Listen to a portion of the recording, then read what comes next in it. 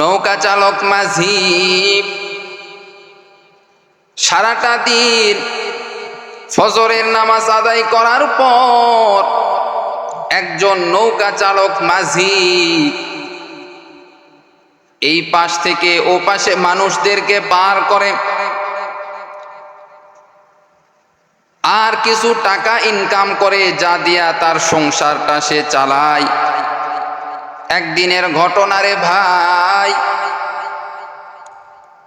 একজন মহিলা এবং তার সঙ্গে সুন্দরী একটা মেয়ে, এই দুজন এই নৌকার মাঝির কাছে আসলেন।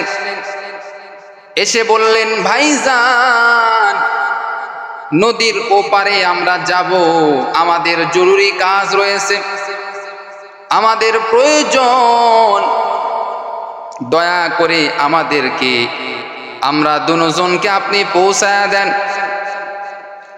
মাঝি বলল, অবশ্যই, কেন আমি দিব না। এই মহিলার সঙ্গে যে সুন্দরী একটা মেয়ে ছিল, তার চেহারা ছিল অনেক সুন্দর। মাঝি এইবার এই সুন্দরী মেয়েটার দিকে নজর দিয়া দিল। এই সুন্দরী মেয়েটা এত সুন্দর করে আল্লাহ তাআলা তিনাকে বানাইছেন। মাঝি বারবার এই সুন্দরী মেয়েটার দিকে তাকায় আর মনে মনে কল্পনা করে, যদি আমি এই মেয়েটাকে যদি বিবাহ করতে পারতাম, আমার জীবনটা কতই না ভালো হইতো, কতই না ভালো হইতো। এত সুন্দর মেয়েটাকে যদি আমি বিবাহ করতে পারতাম। যেহেতু এই নৌকার মাঝে এখনো বিবাহ করে নাই, নৌকার মাঝির অন্তরের মধ্যে এই মেয়েটার চেহারা ভালো লেগে গেল এবং এই মেয়েটার কথাবার্তারাও ভালো লেগে গেল। নৌকার মাঝি এইবার মা এবং এই মেয়েটাকে,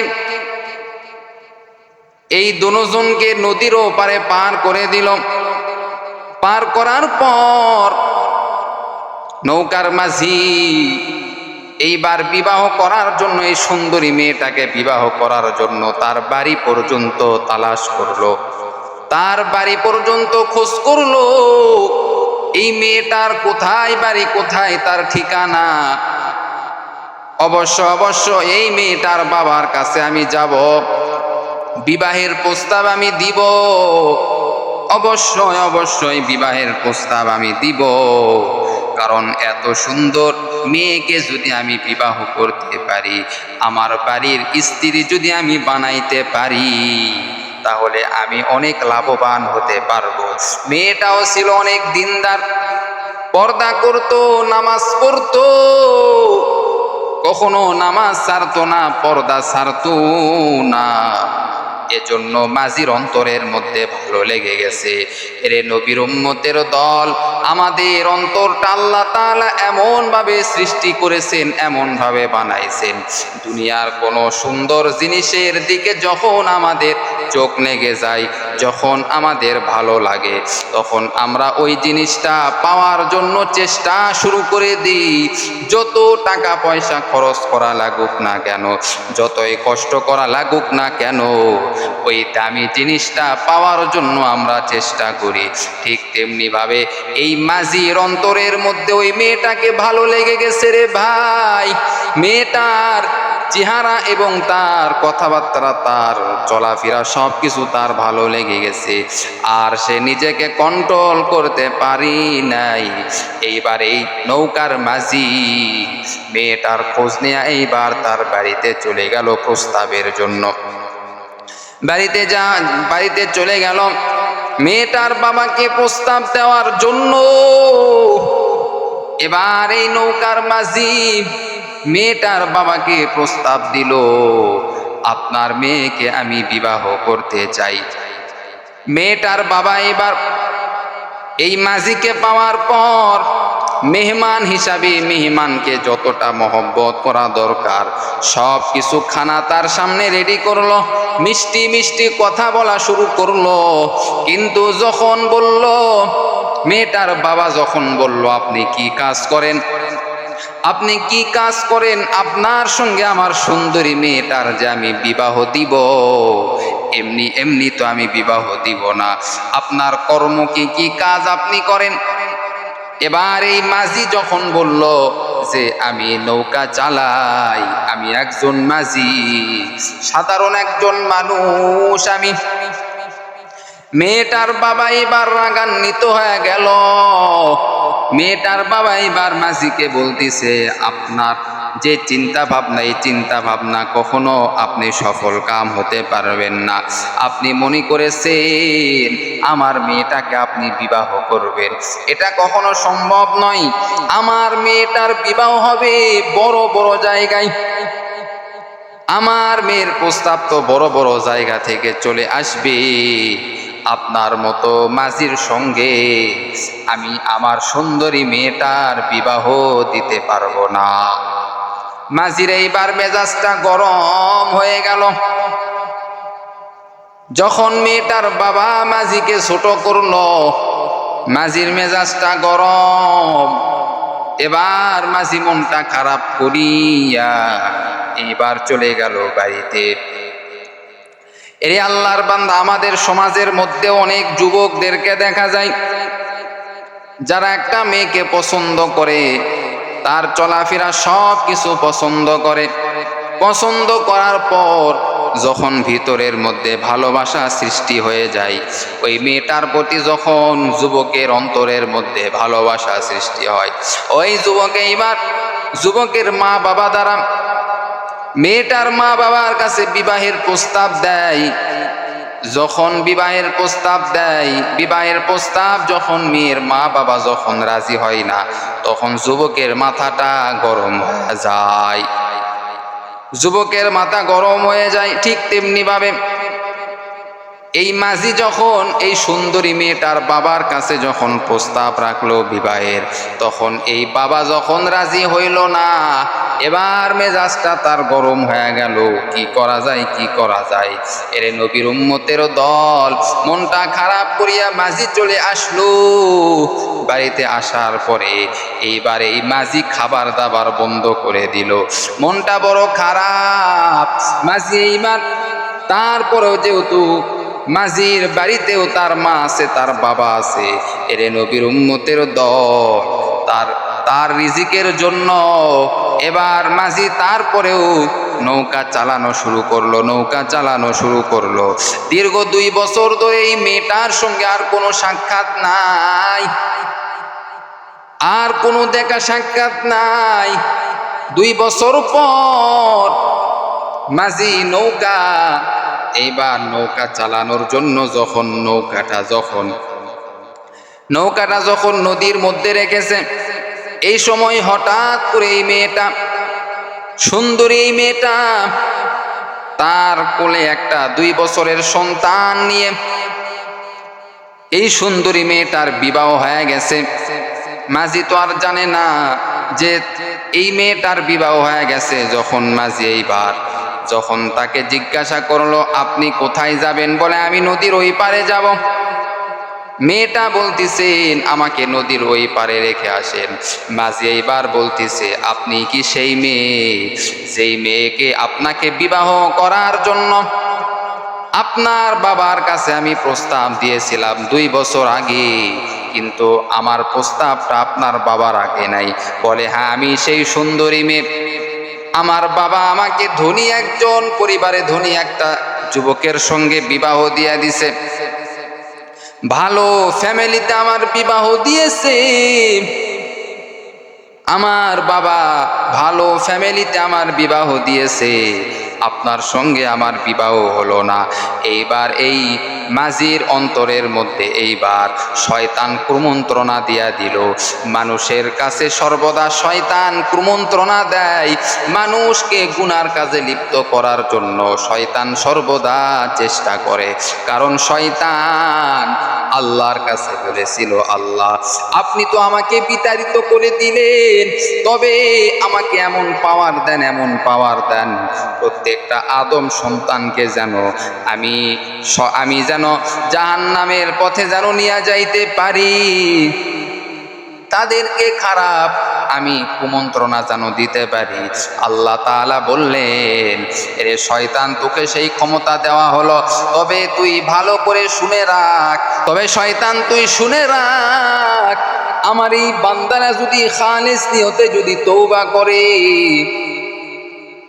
আমি আল্লাহর ডাকে যদি সাড়া দেয়, শয়তান তুই শুনে রাখ, আমি আল্লাহ তাআলা এই বান্দিদের জীবনের সব গুনাহ আমি আল্লাহ মাফ করে দিব।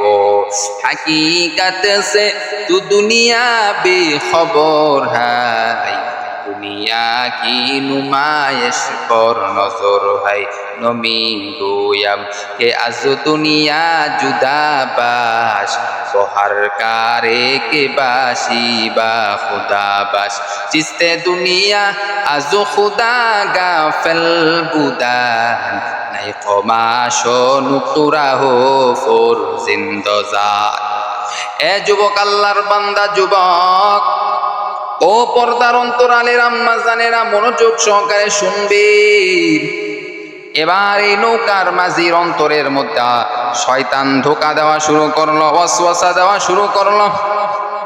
এবার এই সুন্দরী মেয়েটা এবং সুন্দরী মেয়ের কোলে ছোট্ট যেই 2 বছরের সন্তান ছিল, এই সন্তানকে নিয়া এবং এই সুন্দরী মেয়েটাকে নিয়ে রওনা হয়েছে মাঝি। শুধুমাত্র নৌকার মধ্যে 3 জন, এই মাঝি এবং সুন্দরী মেয়ে এবং তার কোলে একটি বাচ্চা 2 বছরের।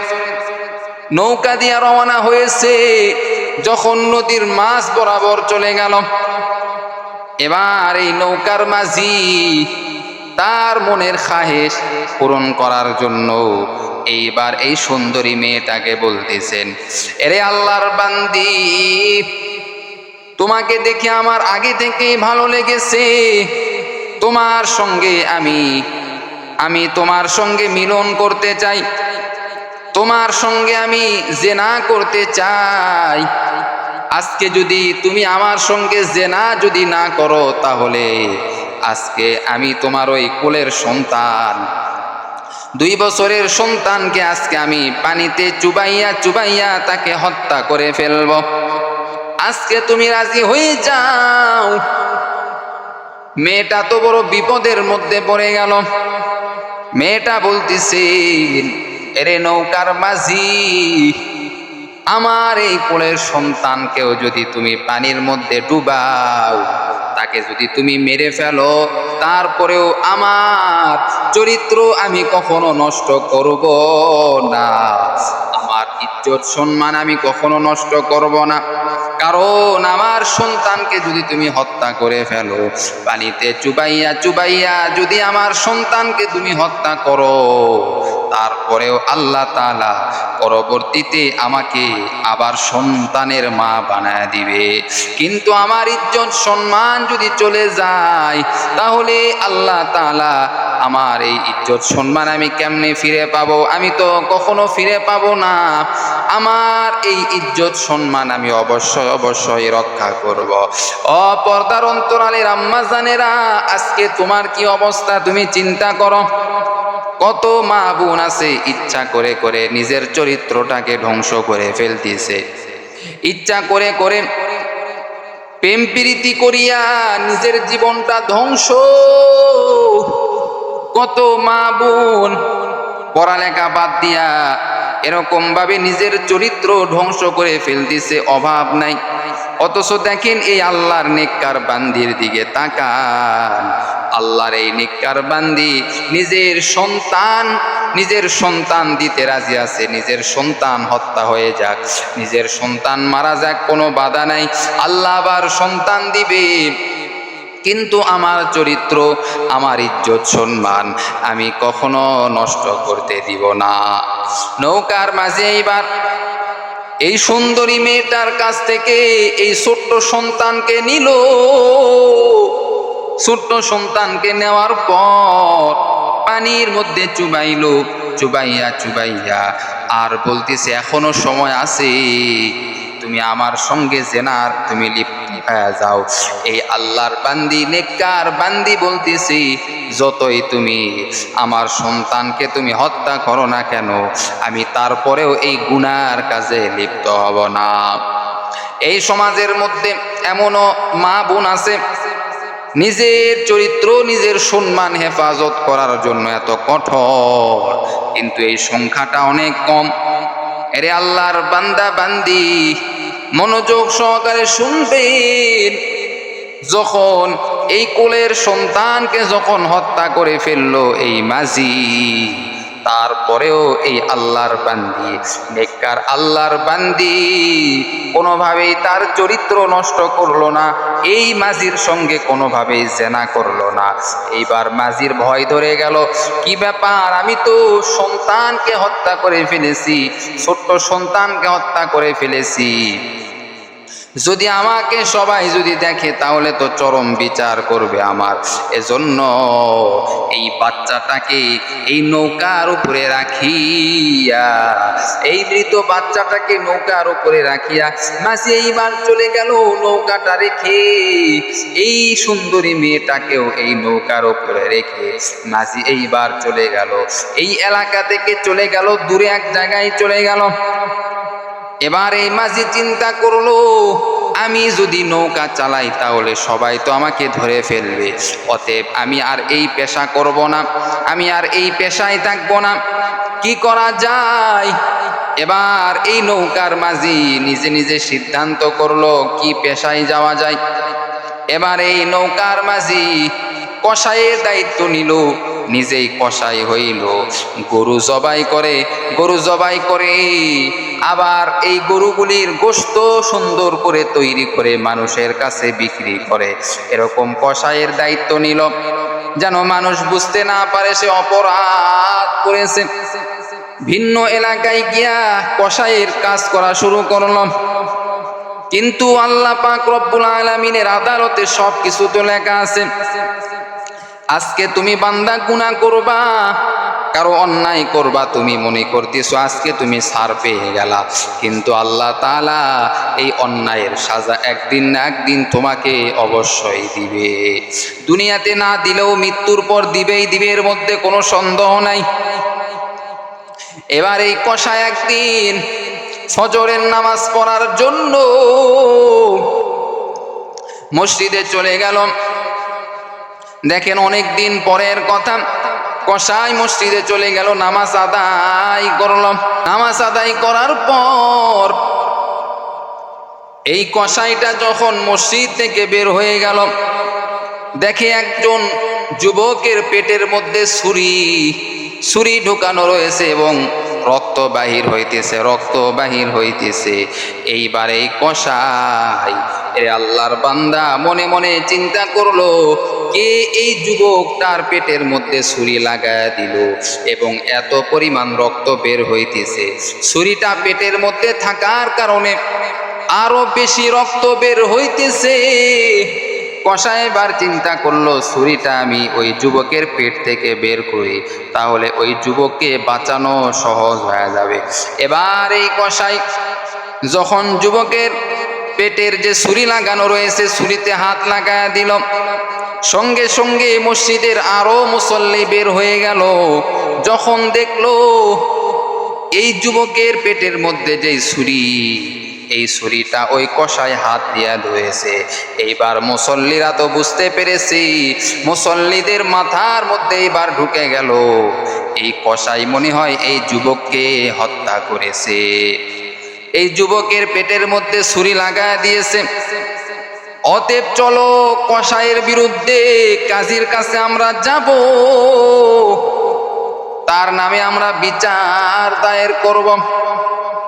কাজীর কাছে সবাই বিচার দিল, কসাইকে উপস্থিত করা হলো। কাজী এবার বলল, তুমি কি ওই যুবককে হত্যা করেছো? বলে, না, আমি এই যুবককে হত্যা করি নাই কাজী সাহেব। বলে, তুমি তোমার হাতের মধ্যে রক্ত দেখা যাইতেছে, তুমি তো ছুরিতে হাত দিয়েছো। বলে, আমি ছুরিতে হাত দিয়েছি ঠিক আছে, কিন্তু আমি তাকে হত্যা করি নাই, কে যেন তার পেটের মধ্যে ছুরি লাগায় দিয়েছে, ছুরি লাগাইয়া তাকে ফেলে রেখে চলে গেছে। আমি ফজরের নামাজ পড়িয়া যখন দেখলাম তার পেটের মধ্যে ছুরি, রক্ত বের হইতেছে, আমি ওই ছুরিটা বের করার জন্য চলে গেলাম। বের করার জন্য ছুরিতে হাত দিয়েছি। এবার কেউ তাকে বিশ্বাস করতে চায় না, কাজীও তাকে বিশ্বাস করতে চায় না। এবার এই কসাই বলতেছেন, আমি এই অপরাধ করি নাই, কিন্তু দীর্ঘ ৩-৪ বছর আগে একটা অপরাধ আমি করেছি। বলে কি অপরাধ? কসাই এইবার সব ঘটনা তাকে খুলে বলল, কাজী সাহেবকে খুলে বলল, অনেক দিন আগের কথা, আমি আসলে কসাই নয়, আমি কসাই নয়, আমি একজন নৌকা চালক মাঝি ছিলাম। একটা নিরহ ছোট সন্তানকে আমি হত্যা করেছি, গুনাহ করেছি। গুনার কারণে আল্লাহ আজকে আমাকে এই সাজার মধ্যে ফেলা দিয়েছে। আমি তো অনেক দিন আগে একটা ছোট্ট সন্তানকে হত্যা করেছি, পানিতে চুবাইয়া চুবাইয়া মেরেছি। সব ঘটনা খুলে বলল কসাই। কাজী সাহেব এইবার ঘোষণা করে দিল, এই কসাইকে এখনই ফাঁসির মঞ্চে ঝুলায়া দাও, কারণ সে এত অপরাধ করেছে, দীর্ঘ ৩ বছর আগে অপরাধ করেছে। দেখেন, এই কসাই মনে করেছিল তার অপরাধ সম্পর্কে কেউ জানতে পারবে না, এই মাঝি মনে করেছিল তার অপরাধ সম্পর্কে কেউ জানতে পারবে না, কিন্তু আল্লাহ তাআলা এমনভাবে তাকে ধরা খাওয়া দিল, এমনভাবে তার মৃত্যু দিয়া দিল। এরে নবীর উম্মতের দল, তুমি নিজেকে যতই চালাক মনে করো, তুমি যদি কোনো মানুষের অন্যায় করে থাকো, আজকে যদি তুমি ধরা নাও খাও, একদিন অবশ্যই অন্যভাবে আল্লাহ তোমাকে শাস্তির কাঠগড়ায় দাঁড় করায়া দিবে। এজন্য আপনি যতই অপরাধ করেন, যদি মনে করেন যে কেউ আমার এই অপরাধ সম্পর্কে জানে না, আমি মনে হয় বেঁচে গেলাম, এটা আসলে ভুল ধারণা। আপনি যে অপরাধ করেছেন এখন কেউ না জানলেও পরবর্তীতে আল্লাহ এমনভাবে জানায়া দিবে, আপনি কখনো এটা কল্পনাও করতে পারবেন না। কাজেই অপরাধ করার আগে সাবধান হতে হবে আমাদেরকে। আমি যে অপরাধ করতেছি এটা তো অবশ্যই আল্লাহর আদালতে লেখা আছে, আল্লাহ তো লিখে রাখছে, আজকে কেউ না জানলেও পরবর্তীতে অবশ্যই আল্লাহ আমার এই অপরাধের কথা জানায়া দিবে। প্রিয় ভাইয়েরা, প্রিয় বোনেরা, এজন্য অপরাধ থেকে আমাদেরকে দূরে থাকতে হবে।